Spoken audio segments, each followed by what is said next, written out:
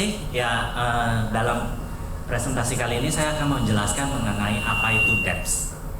Jadi depth itu adalah bagaimana kamera mengenali informasi jarak dari kamera ke objek-objek yang ditangkap oleh kamera. Seperti yang kita lihat di sini, ada seorang pria sedang berjoget dan di sebelah kanannya itu adalah informasi mengenai depth. Jadi seberapa dekat dengan kamera. Bisa kita lihat di sini, apabila orangnya itu bergerak karena dia lebih dekat kamera, maka background yang di belakang itu jaraknya akan menjadi lebih jauh atau direpresentasikan dengan warna hitam di sini. Dan sebetulnya dengan depth itu kita bisa membuat berbagai macam aplikasi. Seperti contohnya aplikasi bokeh effect. Jadi seperti yang dilihat di sini, kita bisa mengatur bagian mana yang kita ingin blur, apakah bagian objek yang dekat atau bagian objek yang jauh. Selain itu kita juga bisa membuat 3D video di mana kita bisa mengatur sudut pandang yang kita ingin lihat dari video tersebut. Contohnya seperti video yang ditampilkan di sini, kita bisa mengganti sudut pandang yang ingin kita lihat. Selain itu, augmented reality, virtual reality juga salah satu aplikasi dari depth. Jadi kita bisa menaruh objek virtual di dalam sebuah aplikasi, di mana kalau misalkan kameranya itu bergerak, objek virtual itu tetap ada di tempatnya, dan itu merupakan salah satu dari aplikasi yang menggunakan informasi depth. Selain itu, liveness spoofing, anti-spoofing, di mana kalau kita lihat iPhone dengan teknologi barunya, dia bisa mendeteksi apakah foto yang diambil itu dari layar atau dari printing paper atau betul-betul orang asli.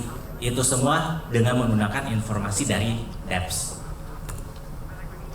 Selain itu yang kita juga tahu yaitu autonomous driving. Dengan menggunakan informasi depth, kita bisa mengetahui jarak antara satu mobil dengan mobil lainnya. Dan kita bisa mulai dengan bagaimana sebetulnya mata kita itu melihat sebuah objek. Dari objek tersebut bagaimana kita bisa mendapatkan informasi depth tersebut. Mata kita melihat sebuah objek itu karena adanya cahaya. Dari cahaya dipantulkan oleh sebuah objek sehingga objek tersebut dapat dilihat oleh mata kita. Namun, apabila kita hanya menggunakan satu mata, itu tidak cukup untuk mendapatkan informasi mengenai depth atau jarak. Jadi di sini saya akan melakukan sebuah eksperimen kecil di mana kita bisa menutup satu mata kiri atau mata kanan kita, menutup satu mata, lalu tangan kiri kita diarahkan ke depan dengan telunjuknya, lalu kita coba kira-kira telunjuk tangan kanan kita kira-kira seberapa jarak yang sama dengan telunjuk di tangan kiri. Setelah kita kira-kira, coba kita pastikan apakah itu jaraknya sama atau tidak. Kemungkinan besar jaraknya tidak akan sama. Kenapa? Karena kita itu menggunakan dua mata untuk mendapatkan informasi mengenai jarak tersebut. Dan itu diakibatkan oleh mata kiri dan mata kanan kita itu menangkap gambar yang berbeda. Jadi kalau kita lihat di sini ada disparity di dua gambar yang ditangkap oleh mata kita. Jadi kalau kita tutup mata satu, mata kiri dan mata kanan, biasanya itu gambar yang terlihat di otak kita itu berbeda. Dan perbedaan itulah yang membantu kita untuk mengenali jarak yang ada di objek-objek yang kita lihat. Oleh karena itu banyak aplikasi, banyak kamera-kamera yang sudah menggunakan dual kamera. Dengan menggunakan dual kamera ini, banyak aplikasi-aplikasi yang menggunakan depth. Karena hanya dengan dua kamera inilah kita bisa mendapatkan informasi depth. Selain itu ada juga yang kita sebut dengan light field camera, di mana di light field camera ini kita bisa menangkap berbagai macam sudut pandang dalam satu kali waktu. Seperti contohnya di sini. Jadi ada light field camera, dan ketika kita capture light menggunakan light field camera, kita mendapatkan hasil yang seperti ini. Kalau di sini contohnya 3x3 gambar, tapi sebetulnya dengan light field camera kita bisa mendapatkan sampai 15x15 gambar.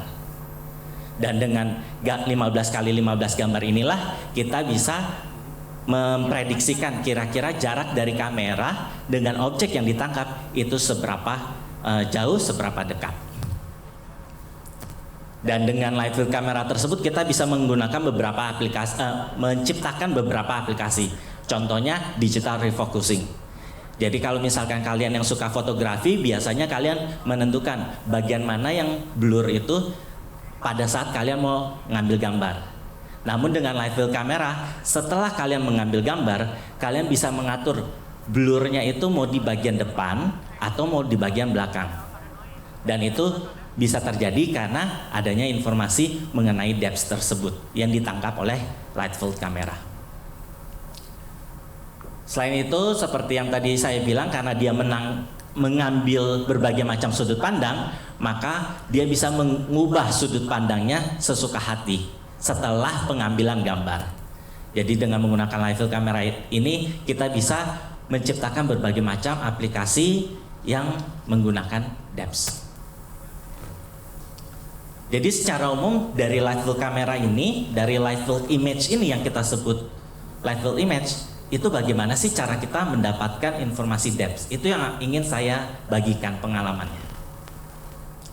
Secara umum ada dua informasi yang kita gunakan. Kita sebutnya correspondence, informasi korespondensi, dan informasi di fokus. Informasi korespondensi artinya kita mengukur jarak dari pixel sebuah objek di satu gambar dengan pixel di satu objek yang sama di gambar yang lain. Dan dengan kita mengukur jarak perbedaannya itu, kita bisa mendapatkan atau memprediksi secara akurat berapa jauh atau seberapa dekat objek yang kita tangkap tersebut.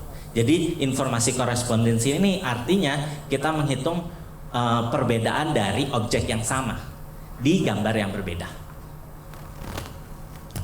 Lalu informasi yang kedua itu adalah informasi mengenai difokus. Difokus artinya kita mendeteksi atau memprediksi depth itu, jarak itu dari seberapa jelas gambar atau objek yang ditampilkan. Jadi misalkan kita ganti-ganti depth-nya, biasanya kalau depth yang dekat berarti objek yang jaraknya dekat itu menjadi lebih jelas. Apabila depth-nya jauh berarti objek yang jaraknya jauh itu menjadi lebih jelas juga. Jadi kita ganti-ganti dari informasi tersebut, kita bisa mendapatkan informasi depth ini. Lalu kita bisa menggabungkan dua informasi tersebut. Ini salah satu contoh dari publikasi yang saya hasilkan. Saya mendapatkan depth dari dua hal, yaitu dari CAE itu merupakan correspondence dan CAD itu merupakan depth dari informasi di fokus.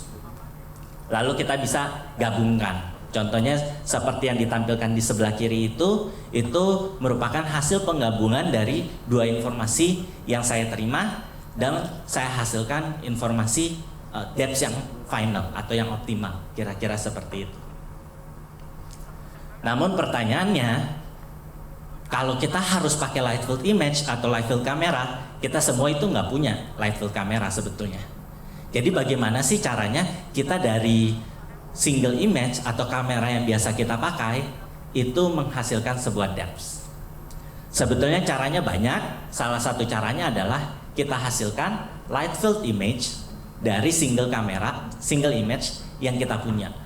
Dan itu merupakan salah satu hasil saya dengan tim atau partner saya untuk menghasilkan live field image ini. Jadi problem dan goalnya itu adalah kita ingin menghasilkan live field image dari sebuah single image. Ya, jadi dari sebuah single image ini kita hasilkan live field image. Itu artinya kita melakukan super resolution secara spasial dan secara angular. Spasial itu artinya memperbesar ukuran gambar, dan angular itu artinya memperbanyak jumlah gambar.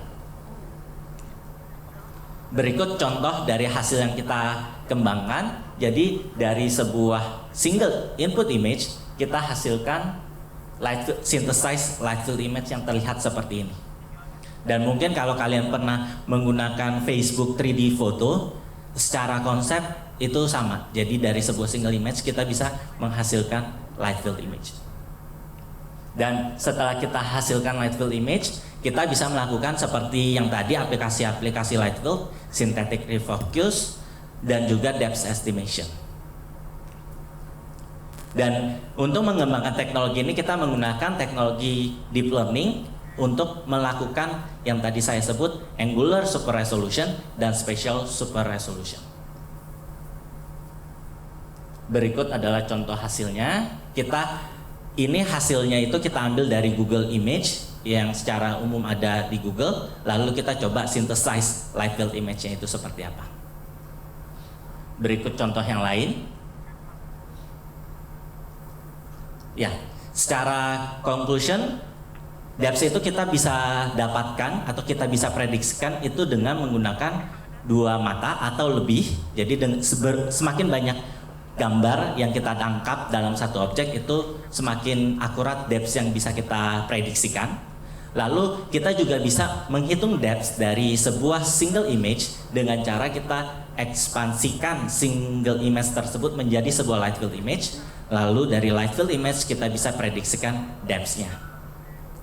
Jadi berikut adalah sekilas mengenai bagaimana dari sebuah single image itu kita bisa prediksikan depth.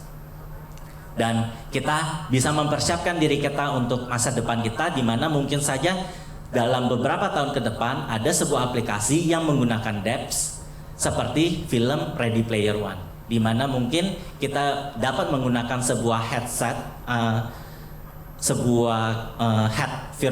virtual reality, lalu di gedung ini, di auditorium ini, itu semuanya diubah menjadi sebuah objek-objek virtual lainnya dengan menggunakan depth. Jadi anggapannya kalau misalkan saya pakai virtual reality tersebut, headsetnya, ketika saya berdiri di sini, saya ada lebih tinggi daripada yang lain.